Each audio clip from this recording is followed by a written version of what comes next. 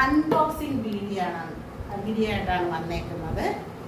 നമ്മുടെ ലുലുന്ന് വാങ്ങിച്ചതാണ്. ഇപ്പം അവിടെ ശരിക്കും ഓഫറുകളുണ്ട്.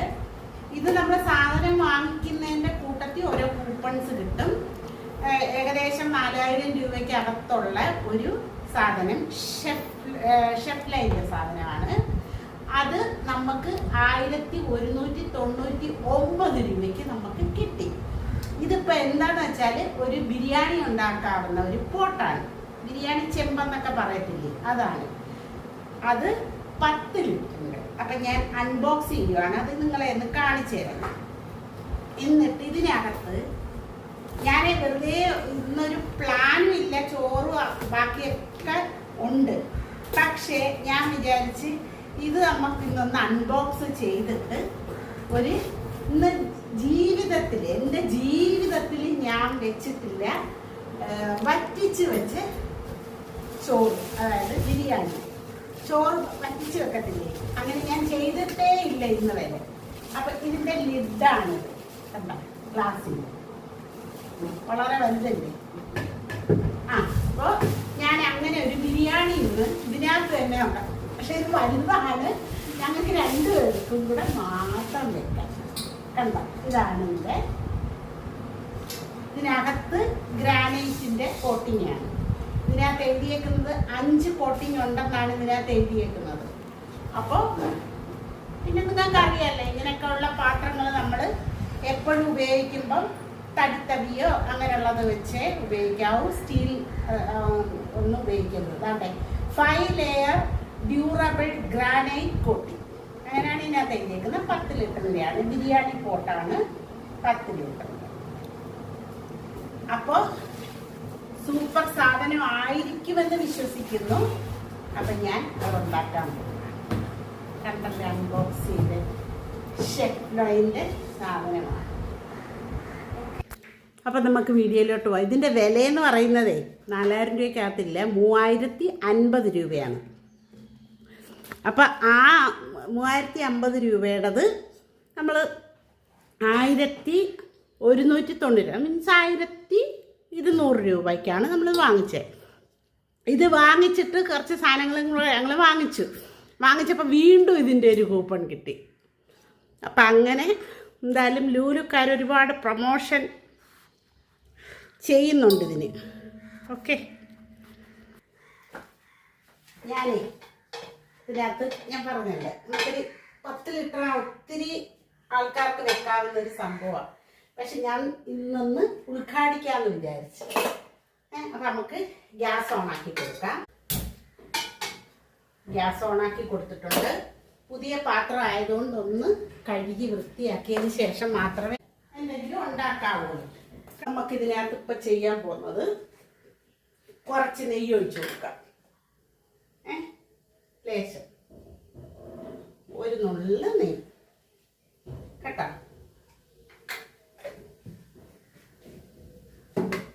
ഓണമൊക്കെ അടുത്ത് വരുവാണ്. ഓണം സീരീസ് എല്ലാം തുടങ്ങും. കാണുന്നവർ ഉണ്ടെങ്കിൽ വളരെ സന്തോഷം. അതിനകത്ത് നമുക്ക് കുറച്ച് ജീരകം, ജീരകം, ഒരു പട്ടയൊന്ന് പൊടിച്ചിടുക, പിന്നെ ഗ്രാമ്പൂ, അതുപോലെ തക്കോലൻ പീസ് കേട്ടോ. അതൊക്കെ ഒന്നിട്ട് ഒന്ന് വഴറ്റുക. ഈ ഗ്ലാസ്സിന് 1.5 ഗ്ലാസ് അരിയാണ് എടുത്തേക്കുന്നത്. അത് കഴുകി ഊറ്റി വെച്ചിട്ടുണ്ട്. അത് ഇത് നെയ്ക്കകത്ത് ഇട്ട് കൊടുക്കാൻ പോവാ കേട്ടോ. അപ്പം അത് ആദ്യമായിട്ടാണ് ഞാൻ നമ്മുടെ ചോറ് വറ്റിച്ച് വെക്കാൻ പോകുന്നത് കേട്ടോ. ഇതുവരെ ഞാൻ വറ്റിച്ച് വെച്ചിട്ടില്ല. ബസ്മതി റൈസാണ് ഞാൻ എടുത്തേക്കുന്നത് കേട്ടോ.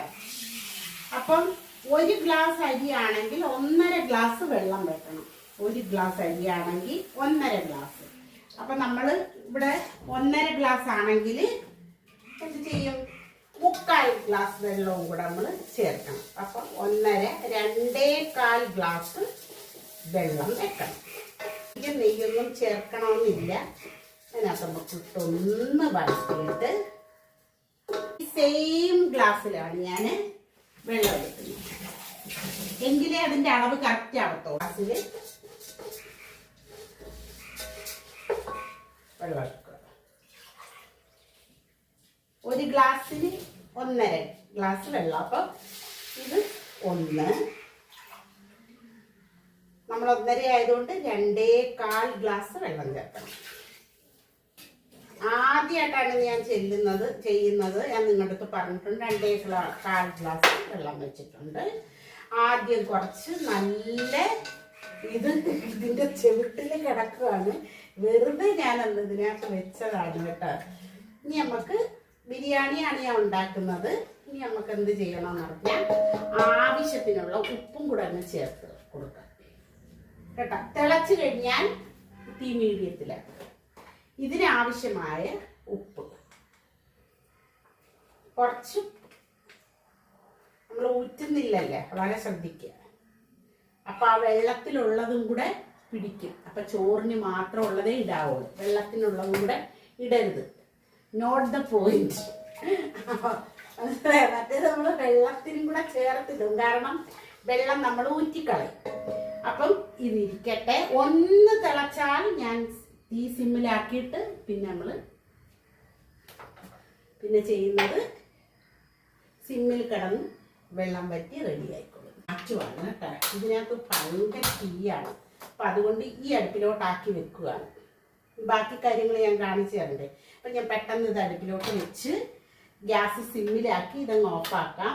ഗ്യാസ് സിമ്മിലാക്കിയിട്ട് നമ്മൾ ഇത് വെച്ച് അടച്ച് വെക്കാം. ഇതാണ്. അപ്പം ചിക്കൻ റെഡിയാക്കണ്ടേ.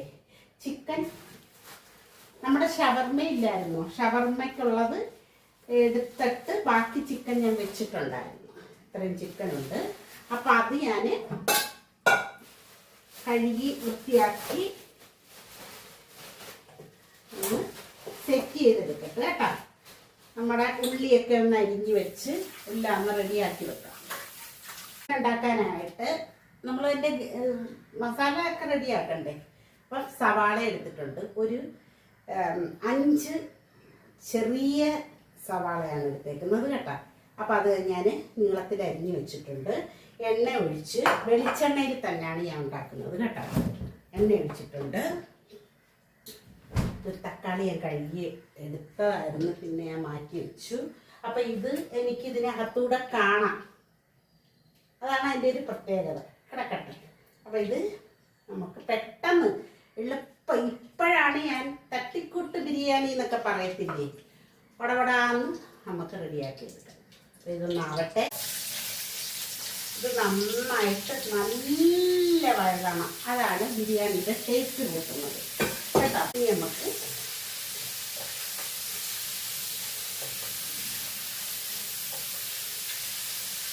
ഇതൊന്നാവട്ടെ. ഇത് വഴണ്ട് കഴിഞ്ഞതിന് ശേഷം ഞാൻ നിങ്ങളെ കാണിക്കുന്നതായിരിക്കും. ഇഞ്ചി വെളുത്തുള്ളി പേസ്റ്റ് ഇപ്പോൾ ഇതിപ്പോൾ ഒരുവിധം പരുവമായില്ലേ. ഇഞ്ചി വെളുത്തുള്ളി പേസ്റ്റ് നമുക്ക് ഈ പരുവത്തിൽ ഇട്ടാൽ മതി. കാരണം മുഴുവൻ ഇഞ്ചി വെളുത്തുള്ളി ഇടുകയാണെന്നുണ്ടെങ്കിൽ ആദ്യം ഇടണം. ഇതായിട്ടുണ്ട്. ആ പരുവത്തിലേ ഇടാവുള്ളൂ ഇഞ്ചി വെളുത്തുള്ളി കേട്ടോ. ഇതിനകത്ത് ആ ഒരു വെള്ളത്തിൻ്റെ ചെറിയ കണ്ടന്റ് കാണുമല്ലോ, അതിൻ്റെ ഒരു പൊട്ടിക്കറിയൊക്കെ തെളിക്കുന്നുണ്ട്. നല്ല വെള്ളം. പിന്നെ അതിൻ്റെ ഇടയ്ക്ക് ഞാൻ പറയാൻ വിട്ടുപോയി, നമ്മൾ കുക്കറിനകത്താണ് അരി വറ്റിക്കുന്നതെങ്കിൽ ഈ അളവ് കറക്റ്റായിരിക്കും. ഞാനൊരു 3/4 ഗ്ലാസ് വെള്ളവും കൂടെ ഒഴിച്ചിട്ടുണ്ടായിരുന്നു കേട്ടോ അതിനകത്ത്. അപ്പം നിങ്ങൾക്ക് ഇതേപോലുള്ള പാത്രമാണെങ്കിൽ നിങ്ങൾക്ക് കാണാൻ കഴിയും. നമുക്ക് മസാല ഐറ്റംസ് ഇട്ട് കൊടുക്കാം. ഒരുവിധം വഴണ്ട് കേട്ടോ നന്നായിട്ട്. ഞാൻ ചിക്കൻ ഇത്രയാണുള്ളത് കണ്ടല്ലേ, ഇത്രയും ചിക്കനുണ്ട്. അപ്പം ഞാനൊരു 2 സ്പൂൺ വേണ്ടല്ലേ, 2 സ്പൂൺ മല്ലിപ്പൊടി, അതേ അളവിലുള്ളതാണേ. 1 സ്പൂൺ മുളക് പൊടി, ആവശ്യത്തിന് മഞ്ഞൾപ്പൊടി, ഇത്രയും ഞാൻ ഇട്ടിട്ടുണ്ട്. നന്നായിട്ട് ഇതിനെ ഒന്ന് മുകളിൽ നിന്ന് കൊണ്ടുവന്ന പച്ചക്കറികളെല്ലാം ഇരിപ്പുണ്ട്. ഇതാ കണ്ട ഇതൊക്കെ ഇരിപ്പുണ്ട്. പക്ഷേ ഇന്ന് നമ്മൾ പച്ചക്കറി അല്ലാതെ ഇച്ചിരി ഉണ്ടാക്കിയത് എൻ്റെ കയ്യിൽ ഇരിപ്പുണ്ട്. എല്ലാം ഇരിപ്പുണ്ട്. കോവയ്ക്ക, പച്ചക്കറി മീൻസ് കോവയ്ക്ക. അപ്പം ഇതിങ്ങനെ നന്നായിട്ട് ഇതിനെ ഒന്ന് വഴറ്റിയിടും. പിന്നെ എല്ലാ കാര്യങ്ങളും ഇവിടെ തന്നെ കിടക്കുവാണ്. എനിക്കിപ്പോൾ പാത്രങ്ങളൊക്കെ കഴുകണം. ഒരുപാട് പണികൾ കിടപ്പുണ്ട്. ഇത് അടുപ്പിലോട്ട് ചിക്കൻ അടുപ്പിലോട്ട് വെച്ചിട്ട് നമ്മുടെ പാത്രങ്ങളെല്ലാം അങ്ങ് കഴുകുമ്പോൾ സൂപ്പർ. ഇതൊക്കെ അടച്ചു വെക്കാനുണ്ട്. ഇനി ഞാനിതൊന്ന് കട്ട് ചെയ്ത് നമ്മുടെ തക്കാളി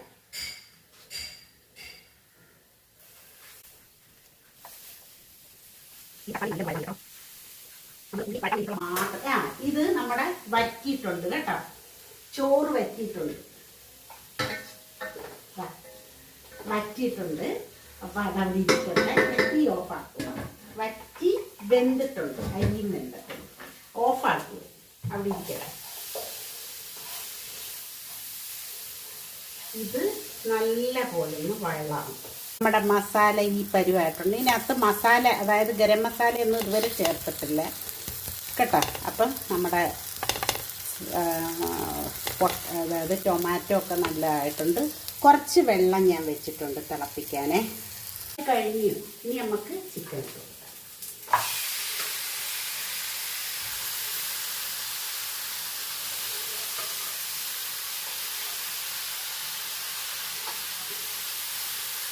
ചിക്കൻ ഇട്ട് കൊടുത്ത് ഇനി അതിനെ നന്നായിട്ട് ഇതുമായിട്ട് മിക്സ് ചെയ്യുക. ഈ അരപ്പിനകത്ത് നന്നായിട്ട് പിടിക്കും. ഇപ്പം ഞാൻ സവാളയ്ക്കുള്ള ഉപ്പ് മാത്രമാണ് ഇട്ടേക്കുന്നത്. ഇനി നമ്മൾ ചിക്കൻ്റെ ഉപ്പും കൂടി ഇടും. ഇതിനെ ഈ മസാലയും ഈ നമ്മുടെ ചിക്കനും കൂടെ നന്നായിട്ട് ചേരണം കേട്ടോ. നമുക്ക് കൂട്ടത്തിൽ ഒരിച്ചിരി കറിവേപ്പില കഴുകി വെച്ചേക്കുന്നത് കേട്ടോ. നമ്മുടെ വീട്ടിലെ കറിവേപ്പില നന്നായിട്ട് മിക്സ് ചെയ്യണം കേട്ടോ. നല്ലതായിട്ട് മിക്സാക്കണം. പെട്ടെന്ന് വേവുന്നതാണ് കേട്ടോ.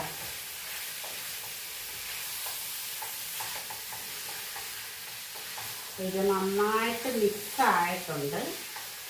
എപ്പോഴും നമ്മൾ ചിക്കൻ വെക്കുമ്പോഴും ചൂടുവെള്ളം ഉപയോഗിച്ചാൽ നല്ലതാണ്.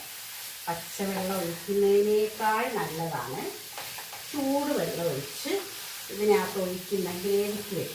നമുക്ക് ഗ്രേവി വേണ്ട, അറിയാമല്ലോ നിങ്ങൾക്ക്. ബിരിയാണിയാണ് ഞാൻ ആക്കുന്നത്, അതുകൊണ്ട് ഗ്രേവിയുടെ ഒരാവശ്യവും ഇല്ല. അപ്പം വെള്ളം അവിടെ ചൂടായിട്ടുണ്ട്. നമുക്ക് ആ വെള്ളം എടുത്ത് ഇതിനകത്ത് ഒഴിക്കുകയാണ്. ചിക്കനൊന്ന് വേഗണമല്ലോ. അപ്പം അതിന് വേണ്ടിയിട്ടുള്ള വെള്ളം ഞാൻ ഒഴിച്ചിട്ടുണ്ട്. ഇത് നമുക്ക് ആവശ്യമില്ല, ഇത് വറ്റിച്ചെടുക്കുകയാണ് ചെയ്യുന്നത് കേട്ടോ. ഇത്രയും വേണ്ട. ഇനി അല്പം ഗരം മസാല ഞാൻ ചേർക്കും കേട്ടോ. എന്നിട്ട് ഇതിനോടൊപ്പം തന്നെ ഒരല്പം കുരുമുളകും കൂടെ ചേർക്കും കേട്ടോ. നമ്മുടെ ചോറ് നല്ല പരുവത്തിലായിരിക്കും കേട്ടോ. നല്ല സൂപ്പർ പരുവത്തിൽ കുരുമുളക്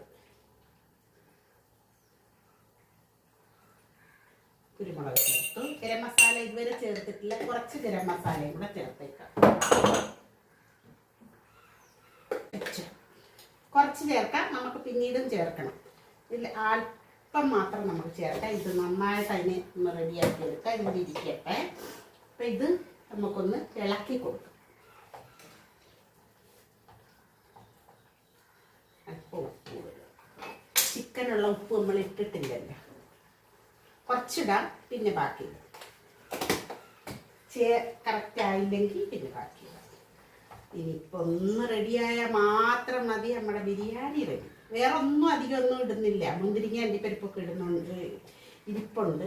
ഞാൻ അതൊന്നും ഇടാതെ പെട്ടെന്ന് നമുക്കൊരു തല്ലിക്കൂട്ട്. പണികളെല്ലാവരും ഇതും കഴിഞ്ഞ് ചിക്കൻ്റെ പരിപാടി കഴിഞ്ഞു. അടിപൊളിയായിട്ടുണ്ട്. ഞാൻ ഇനി ചെയ്യാൻ പോകുന്നത് കുറച്ചും കൂടെ ഒന്ന് ഗരം മസാല ചേർക്കാൻ പറ്റും. ലേശം കുറച്ച് ഗരം മസാല. അപ്പോഴാണ് അതിൽ അവസാനം ആകുമ്പോൾ അതിൻ്റെ ഒരു മണം ഭയങ്കരമായിരിക്കും.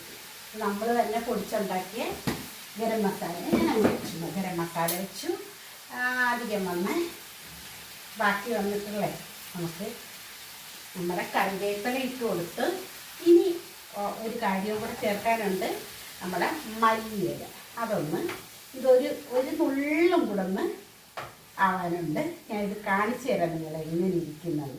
അധികം എണ്ണയൊന്നും ചേർത്തിട്ടില്ല. നിങ്ങൾ കണ്ടല്ലേ, ഞാനൊരു ലേശം എണ്ണയാണ് ചേർത്തിട്ടുള്ളത്. അധികം എണ്ണയൊന്നും ചേർത്തിട്ടില്ല. ഇവിടെ ഉണ്ടാക്കുന്ന ബിരിയാണി കഴിച്ചാൽ നമുക്ക് ഒരിക്കലും ഹെവിനെസ് ഫീൽ ചെയ്യില്ല. സാധാരണ ബിരിയാണിയൊക്കെ കഴിക്കുമ്പോൾ നമുക്കൊരു ക്ഷീണം ഉണ്ടാവും. പക്ഷെ അതുണ്ടാകത്തില്ല. എന്താ റീസൺ എന്ന് വെച്ചാൽ ഇത് തന്നെയാണ് എൻ്റെ റീസൺ. എണ്ണയൊന്നും അധികം ചേർക്കത്തില്ല. അതുപോലെ നെയ്യ് ചേർക്കുന്നത് വളരെ കുറവായിരിക്കും.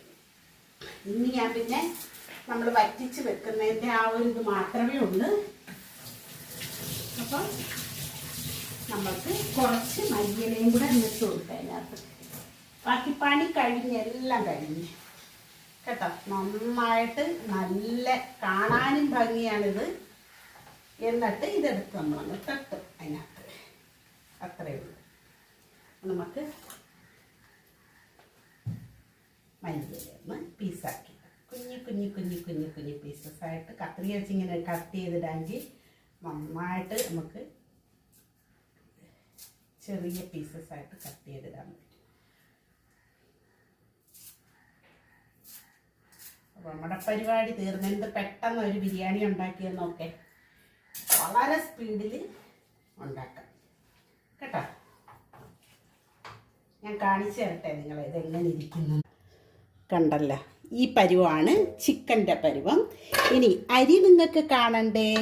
ഇതാ കണ്ടല്ലേ. അപ്പോൾ ഇതിനകത്തോട്ട് ഇതും കൂടെ എടുത്ത് തട്ടുമ്പോൾ നമ്മുടെ കറക്റ്റ് പരുവാവും. കറക്റ്റ് കേട്ടോ. അപ്പോൾ ഞാനിത് തട്ടിയിട്ട് കാണിച്ചു തരാം. പിന്നെ നമുക്ക് പുറത്ത് ഇച്ചിരി ഒന്ന് മല്ലിയില വെച്ച് ഗാർണിഷ് ചെയ്യാം. ഇതാ ഇത് നോക്കിയാട്ടെ നിങ്ങൾ നമ്മുടെ ബിരിയാണി ഇങ്ങനെ ഉണ്ടെന്ന്. ഇനി ഇതിപ്പോൾ ഒന്ന് മിക്സ് ചെയ്ത് കഴിക്കാൻ സമയമാകുമ്പോഴത്തേന് സൂപ്പർ പരിപാടി. എല്ലാവരും വീഡിയോ കണ്ട് സപ്പോർട്ട് ചെയ്യുക, ഷെയർ ചെയ്യുക, കമൻറ്റ് ചെയ്യുക. ഞാൻ പച്ചക്കറി നമ്മുടെ വീട്ടിൽ നിന്ന് കൊണ്ടുവന്ന ഇന്ന് കിട്ടിയ കോവയ്ക്കകളാണിത്. ഇത്രയും കണ്ട. നമുക്കിവിടെ പച്ചക്കറി ഇഷ്ടം പോലെ കിട്ടുന്നുണ്ട്.